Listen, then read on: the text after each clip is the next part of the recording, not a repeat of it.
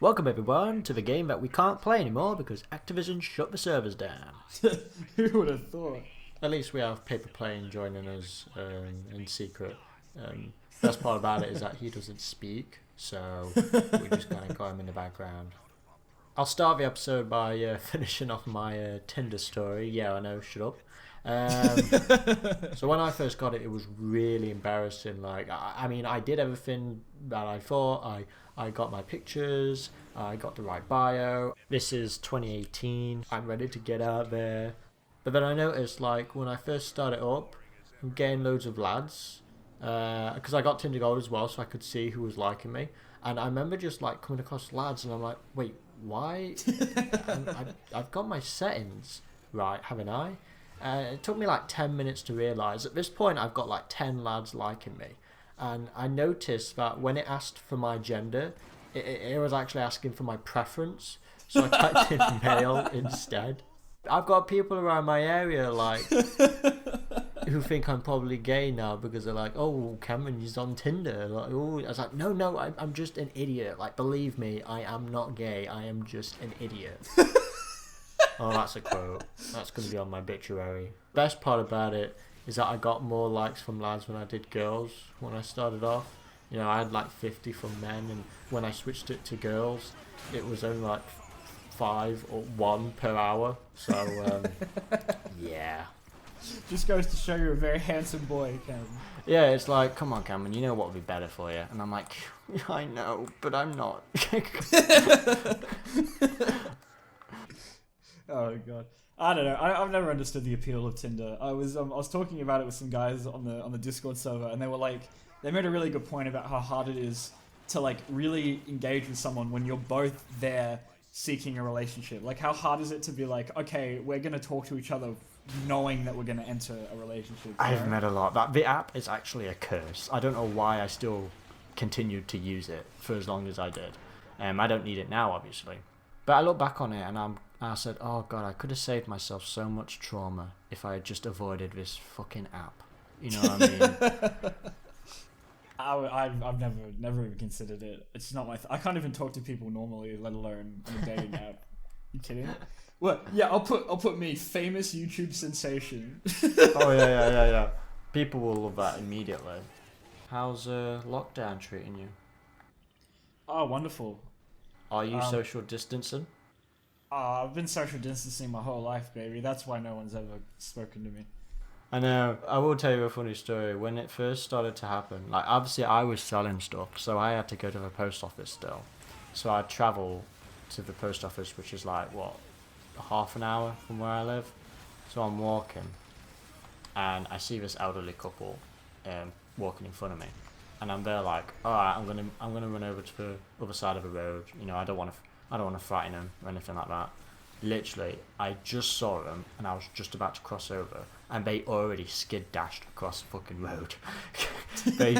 they ran across the road, and the cars were coming as well. So I'm like, fucking hell, these guys, they're more worried about me than a fucking car. Literally, people are petrified of me.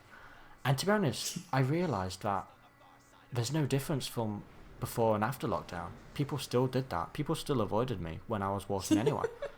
Oh, have you heard about Elon Musk naming his child as an equation? Elon Musk naming his child. Yeah. Yeah, the Windows startup theme. Boom, ba-dum, It's boom, not even boom, like boom. it's not pronounceable in human language. This kid's just been born and he's already getting bullied on the internet. Worst dad ever goes to fucking Elon Musk. I know he's a genius, but he's actually so fucking stupid. Like, why would you do that to you? Like, why would you do that to your child? You know, he's apparently trying to make a movie in space with Tom Cruise. Yeah, I heard about that. That's gonna be fucking awesome. I mean, I get it if you want to be different, but there's a difference between being different and being a fucking idiot, I think. Did you hear about the woman who named her like child like Absidy, which was like ABCD or something, and then everyone was like bullying her, or so, and just for a stupid fucking name for a kid. What are you, an alphabet? What are you, the fucking alphabet? Okay, so 2018, U.S. airline apologizes after employee mocks child named ABCDE.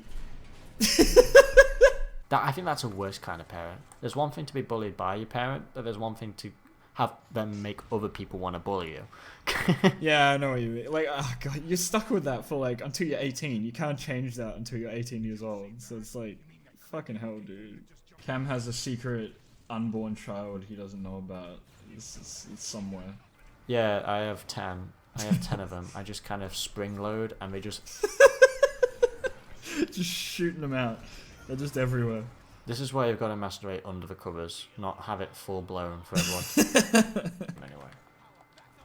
They made Skywalker a female in Cyberverse. Did they? Who was it that they did that with as well? I think it was like someone who looked like Lugna or something. Yeah, in the show, in Cyberverse, they switched Lugnut. Yeah, with Clobber, like, what happened is that because the character was not like Lugnut at all, they decided to just name it something else. Striker's in the show, but they can't call her Striker because they've lost the trademark, so they call her Alpha Strike. That's so that's so stupid. It's so fucking stupid the way that they... Oh, yeah, okay, you can't use Jazz, but Autobot Jazz is fine. Okay. It's the same as the Blitzwing Starscream debate from Bumblebee. I guess it's sort of the same deal.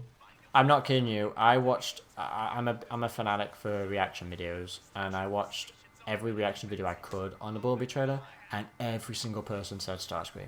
Every single person said Because Starscream. it looks fucking identical to Starscream. It is Starscream.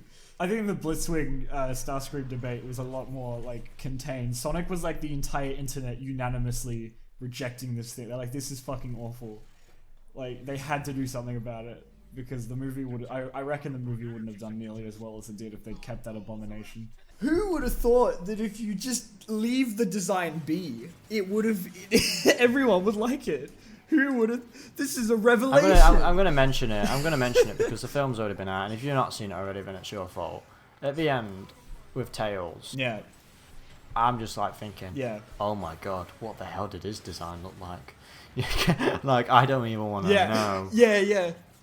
I read a thing about it that they didn't even have, like, they didn't have a design for Tails with the old thing, thank God. It was like a later edition, I think, with the redesign. Like, the design of Sonic is like iconic, and it's so successful because it's good. So they're like, oh, okay, let's completely change it for absolutely no fucking reason.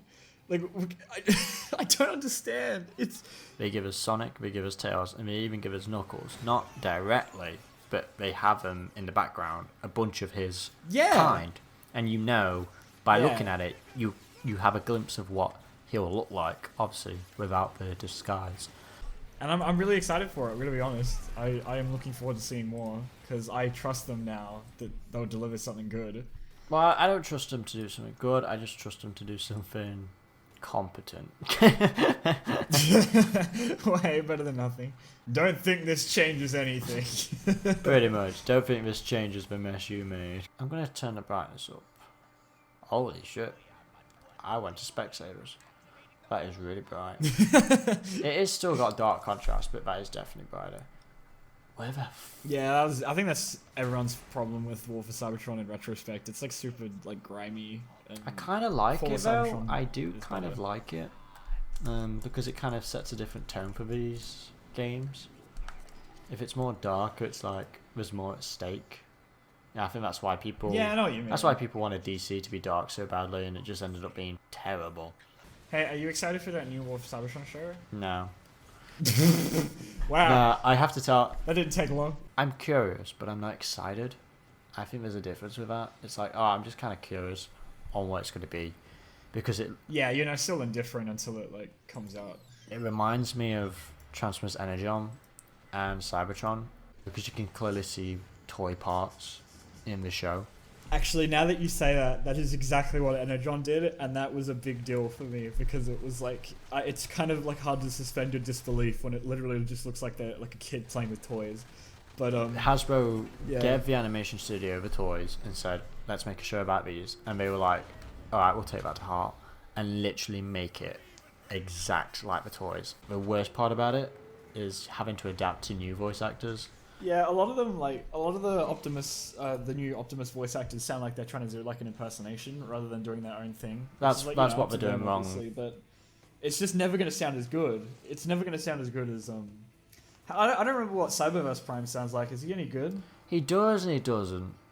Like, I like him because I actually think he sounds pretty fitting.